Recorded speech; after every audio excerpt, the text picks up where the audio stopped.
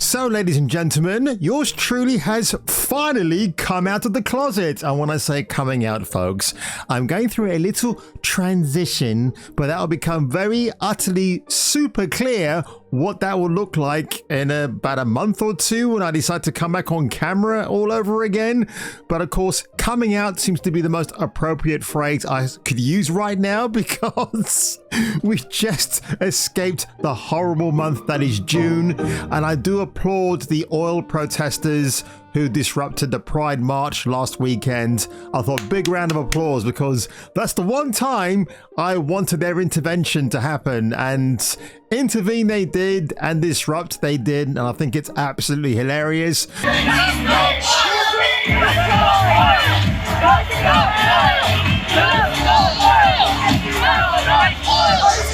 Well, space fans, exciting news, huh? And there's even more in part 2. Hello. This is your television speaking. Let's push the button marked idiot and see what comes out. But of course, what isn't hilarious is the Secret Invasion TV show on Disney Plus, because I wasn't excited for this series. Neither was anybody else, because the MCU is a dead beast, never going to be resurrected. And in fact, if the rumors are true that Robert Downey Jr. is popping up in the new Captain America movie, God help us all, but I'll come back to that story later on. So if you've been watching Secret Invasion, I haven't seen not a single episode. With Secret Invasion, Marvel misses yet another opportunity to spot queer love in the MCU. An episode 2 twist undermines the crackling chemistry between Samuel L. Jackson's Nick Fury and Ben Mendelsohn's Talos in the new Disney She series. Of course, somebody called Proma Kozler has written this. I don't know who she is or who he is, don't really care. And apparently, because of this scene here where they're locking foreheads together, this is meant to be an excuse to have a smooch. And thankfully, Nick Fury goes home, has a very straight kiss with a very straight woman, and apparently, oh my god, IndieWire seems to think that's a missed opportunity. I do blame Chris Evans for this, because a very long time ago, when the MCU was actually really, really good, he was talking about the fact that why doesn't he and Sebastian Stan have a bit of a more than comfortable moment with his best friend Bucky. And you can tell that Chris Evans at the time was kind of entertaining the idea, but Marvel weren't really doing that. And of course, now we're in 2023 and that's kind of changed. So yeah, I think Chris Evans wanted that, but the powers that be said, no, we're going to keep it on the straight and narrow. I think Ike Perlmutter was there at the time, and I'm glad that he mentioned that. But seriously, folks, this is the moment you've all been waiting for. Can I have a roll on the drums, please? Yes, it's the secret of life at last. The secret of life.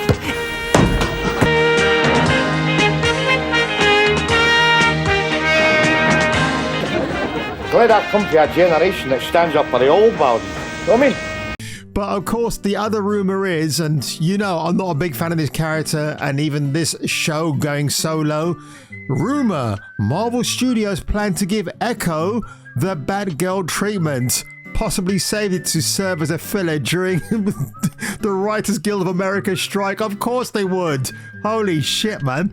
Look, Hawkeye, the TV series, not great, but Jeremy Renner was fantastic in it, because at least he doesn't run like a duck like Haley Steinfeld. So again, this character of Echo, nobody cares. She exists in the comic books, fine.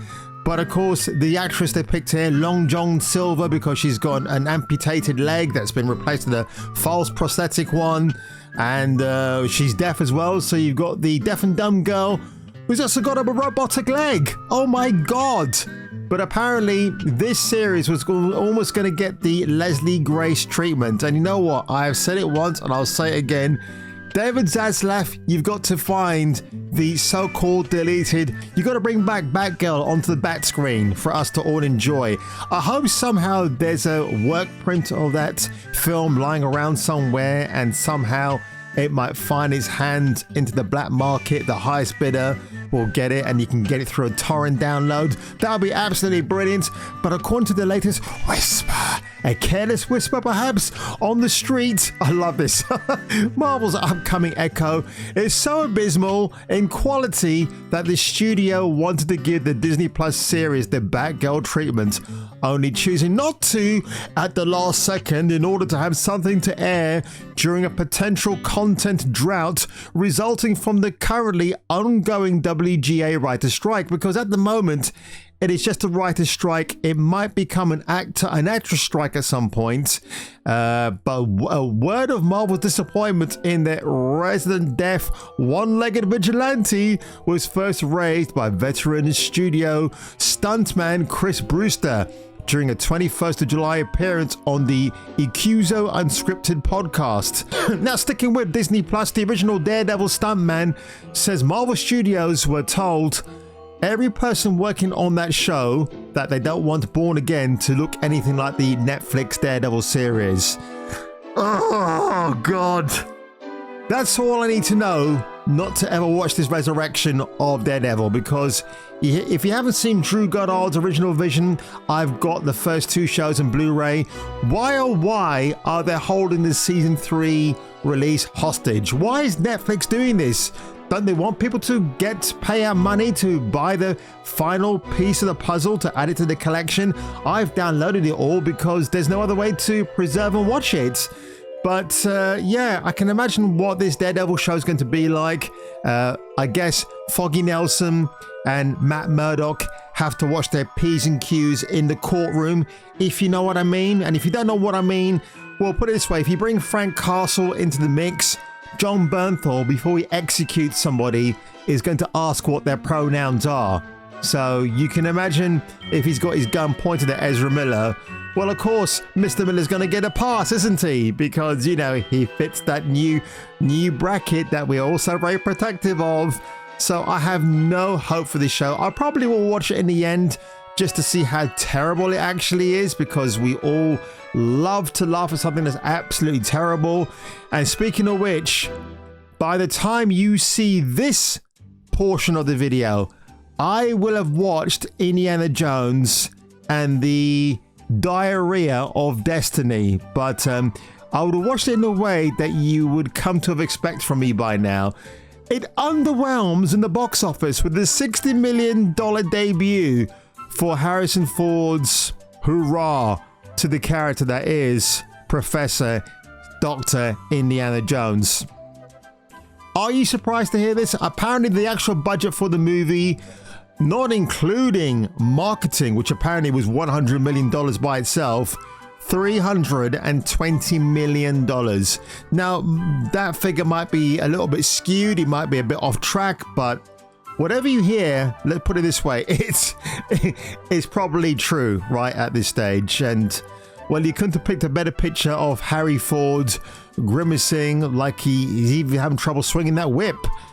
The dick swinging, whip swinging explorer that we all loved once, he's now being emasculated by Kathleen Kennedy, and the sooner we find out something about her, the better. But of course now, Anthony Mackie, yes, your new diverse Captain America in Brave New World, because New World Order sounds too much like a Bethesda title that I love playing again and again.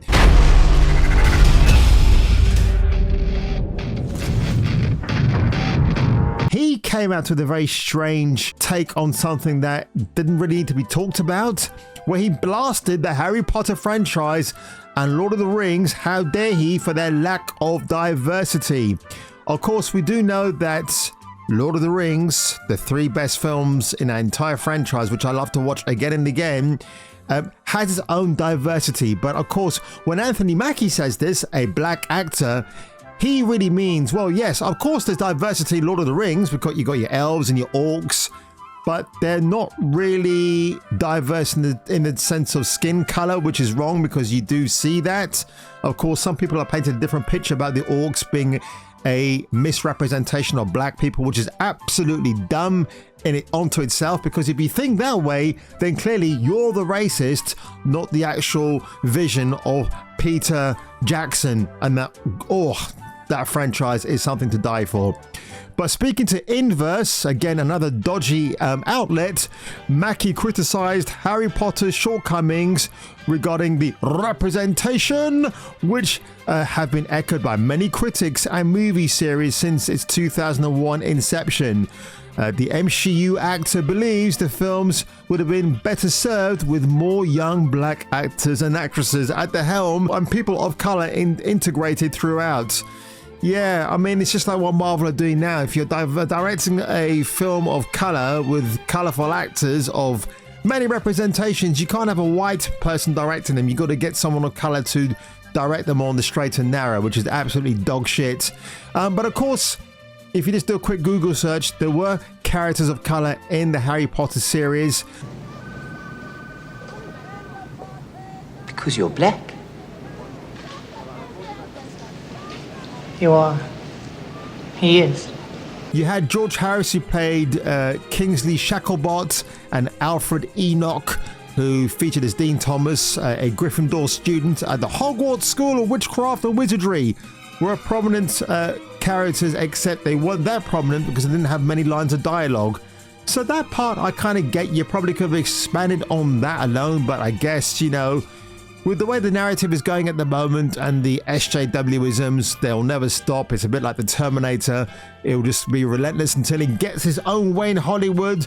And then when paying customers like you and I don't want to know anymore, well, of course, the cries of bigotry and racism will ring through them hills until we just retreat into our little man and lady caves and just do our own thing on YouTube. So guys, if you enjoyed this little roundup of the week, for another wokey dokey, woeful take on what's going on, and yes, I am paying for my sins by watching Indiana Jones and the Diaper of Destiny later on. Destiny, who cares? I'm a bit tired right now.